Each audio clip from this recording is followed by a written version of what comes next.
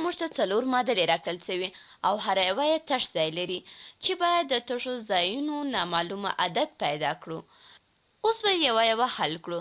د دې معادلې په کیڼ خوا کې موږ لرو چې 1 جمع 4. نو 1 جمع 4 یو شان دي د معادلې ښي خوا سره، یعنی 1 جمع 4 مساوي په 5 کېږي. 4 سره یو بل یو ځای کړو نو 5 به لاسته راوړو. ښه، دا خو حل سوه ځکه 1 جمع 4 یو شان ده له 5 سره.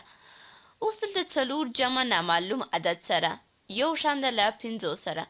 څنګه چې مو ولیدل چې 1 جمع 4 یا 4 جمع 1 یو شان ده له 5 سره، نو 4 جمع 1 5 کېږي. نو په دې معادله کې 4 جمع 1 یو شان دی له 5 سره. د مساوي علامه په دې معنی ده چې کم شی چې کیڼ لور ته دی هغه یو شان دی د ښي لور شیانو سره. ښه، اوس دلته تش ځای جمع 2 مساوي دی له 5 سره. نو کوم شی له 2 سره جمع سي چې مساوي په 5 سي؟ ښه، نو 3 جمع 2 مساوي کېږي له 5 سره، یا هم 5 مساوي کېږي له 3 جمع 2. اوس په دې پوښتنې ته راسو. 3 جمع تش ځای مساوي دی له 5 سره. ښه، نو دا خو مو مخکې حل کړو ځکه دلته 3 جمع 2 مساوي دی له 5 سره. نو ځواب مو سم دی. اوس به مخې ته لاړ سو. دلته ځینې د منفي سوالونه دي. ښه، کوم عدد له 9 منفي 3 سره یو شان دی؟ نو که زه 9 شیان ولرم او بیرته 3 ترېنه کم کړم نو ما سره به 6 شیان پاته سي. نو 9 منفي 3 یو شان دی له 6 سره.